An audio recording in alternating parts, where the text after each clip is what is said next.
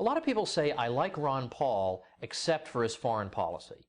And that used to be more or less my position about 20 years ago. I was a young conservative, and I thought that as a conservative I was to support military interventions when the authorities told me they were necessary, that I should support a vigorous foreign policy that involved the projection of U.S. government power all over the world, and these things were necessary for various reasons and in the service of humanitarian goals and U.S. interests and so on and so forth.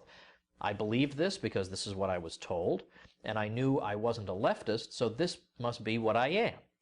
And then I looked more closely and found out that this is not necessarily what American conservatism calls for, that the founders of American conservatism, like Russell Kirk and Richard Weaver and Felix Morley, who helped found Human Events, the oldest conservative newspaper in America, thought very differently. And I think a lot of American conservatives, otherwise well-meaning, have been sold the same bill of goods that I was. Now, I first started to have second thoughts about this during the Persian Gulf War of 1991, a war I strongly supported. Saddam is massing his troops on the Saudi border. His soldiers are taking babies out of incubators and throwing them onto hospital floors. I bought into the whole propaganda line, we gotta stop Saddam. He's gonna take over the world. Like, I bought the whole thing because that's what I'm obligated to do. When they tell us we need to go to war, then I need to shut up and, as a good patriotic American and a conservative, go along with it. Well, then, of course, later we found out that the Kuwaiti government had hired the PR firm of Hill and Knowlton to spread these stories, particularly about the incubators and the babies being thrown on the floor. And the young woman who told that story turned out to be the daughter of the Kuwaiti ambassador to the U.S. Meanwhile, the American media, as usual, simply shilled for all this and broadcast these video reports as if they were impartial stories, even though they were the product of a PR firm. Now, I don't care if you're a liberal, conservative, whatever. Nobody likes being lied to. That's a little bit annoying. But the thing that really got to me, and incidentally, I am no leftist, never have been, never will be. I was the vice president of the Harvard Republicans at the time, and moreover, one of my books is one of the top-selling books in the history of the Conservative Book Club. So I'm not some outsider who doesn't know anything about this. But during that war, I remember hearing about 100,000 Iraqi troops being killed, and many of them being incinerated as they were retreating. And a lot of these troops are, young kids who don't even know, what they're doing. They're there against their will. And I remember thinking, as much as I supported that war, and my roommates can attest, I did, I remember thinking, well, this is really disturbing. I mean, these people, here we are having Bob Hope specials and parades and so on and so forth, and countless innocent people are mourning the deaths of their loved ones, and countless civilian casualties as well. I mean, people are suffering in ways we Americans can't even imagine. And I'm celebrating with a Bob Hope special? I just couldn't quite get around that. It just seemed inhumane and wrong to me. And then with the passage of time, as I read more, and I read more of the conservative critiques of all this, I began to think that as somebody who opposes moral relativism, how can I support this?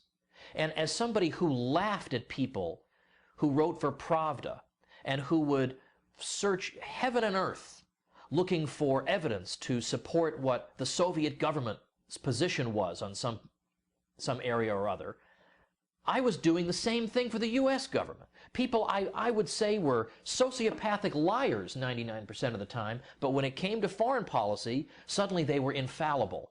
And whatever claim they were making, no matter how transparent the propaganda, I would spare no expense to go around finding some sort of corroborating evidence to support my wise overlords in Washington.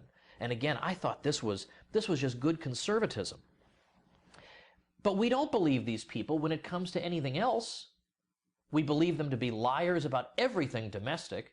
Why do they suddenly become angelic and infallible when it comes to foreign policy? Why do we treat Pentagon press releases as if they're sacred scripture? Think about what you are supporting. I mean, we're talking about, with this most recent Iraq war, at least hundreds of thousands of deaths, 4 million people displaced. Imagine your own child and an air raid siren going off and explosions everywhere, and how terrified your own helpless child would be.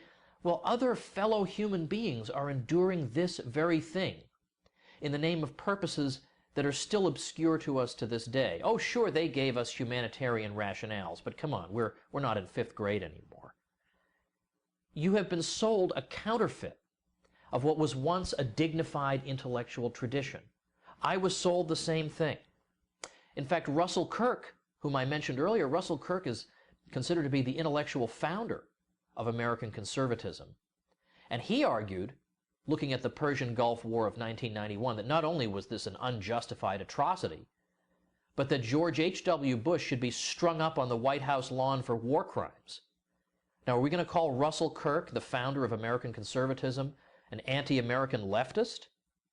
Or are we instead going to consider the possibility that maybe conservatism has been so distorted by know-nothing radio talk show hosts that we wouldn't recognize it if it punched us in the face?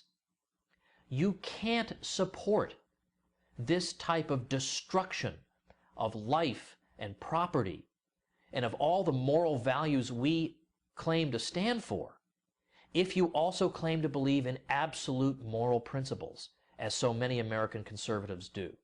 In short, conservatives need to be just as skeptical of government claims made about foreign policy as they are about government claims regarding domestic policy, and not to be so eager to defend every single thing their government does.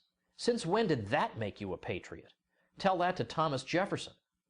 To the contrary, when we hear Madeleine Albright say that the deaths of 500,000 Iraqi children were worth it, I mean, there's nothing conservative about that statement if you believe in absolute moral principles. That was worth it? Well, then the usual pattern is this. First, we deny the American official said it, because, again, our instinct is we must defend our wise overlords. And then secondly, when it is admitted that they said it, well, then we try to claim that, well, the statistic is untrue. It's not 500,000 deaths, of course not. And then when it does turn out to be true, well, then it's, yeah, well, 500,000 children isn't really so bad after all. The excluded possibility is maybe we are being governed by lying sociopaths. And maybe my instinct to defend everything they do abroad has sucked me into making moral statements that are morally atrocious, that no civilized person should be making. This is what this regime has done to us. Don't let them do this to you. Be a real conservative who believes in real standards of morality and not just shouting USA, USA with your fist pumped in the air, a position that would have embarrassed the civilized founders of American conservatism. Now, if you would like to emancipate yourself from the destructive modes of thought that have been encouraged by the neocons, by the fake conservatives, then I encourage you to head over to tomwoods.com/war, where I've put a bunch of resources up that will help you rethink some of these positions you have been misled into adopting.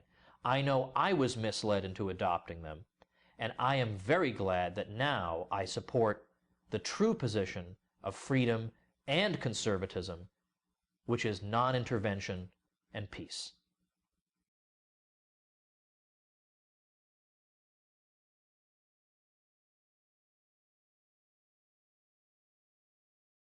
I believe very sincerely that the CIA is correct when they teach and talk about blowback.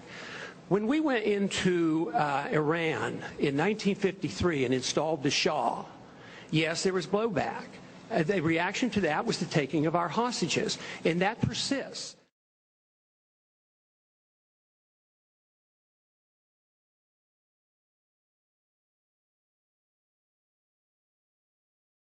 Iran, 1953. The CIA mounted its first major covert operation to overthrow a foreign government. The target was the Prime Minister of Iran, Mohammad Mossadegh. He held power legitimately through his country's parliamentary process, and he was popular. Washington had once looked to him as the man to prevent a communist takeover. But that was before Mossadegh decided that the Iranian state, not British companies, ought to own and control the oil within Iran's own borders. When he nationalized the British-run oil fields, Washington saw red. The Secretary of State, John Foster Dulles, and his brother Alan, director of the CIA, decided with Eisenhower's approval to overthrow Mossadegh and reinstate the Shah of Iran. The mobs paid by the CIA and the police and soldiers bribed by the CIA drove Mossadegh from office. Crown Prince Abdullah greets the Shah as he lands at Baghdad airport after a 7-hour flight from Rome.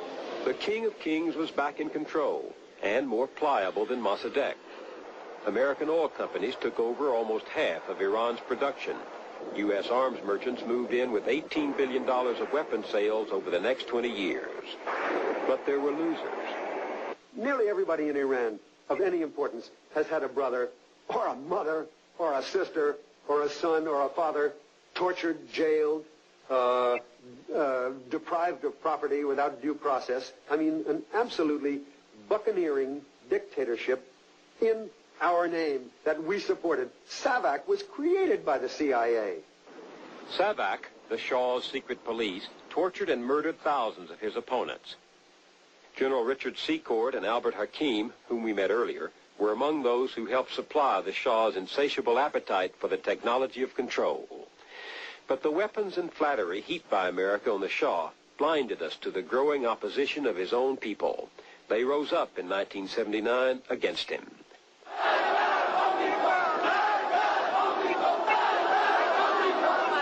Death to the Shah, they shouted. Death to the American Satan. Khomeini is a direct consequence, and the hostage crisis is a direct consequence, and the resurgence of the Shia is a direct consequence of the CIA's overthrow of Mossadegh in 1953. Yes, there was blowback. The reaction to that was the taking of our hostages, and that persists. And if we ignore that at our own risk. That if we think that we can do what we want around the world and not incite hatred, then we have a problem. They don't come here to attack us because we're rich and we're free. They come and they attack us because we're over there.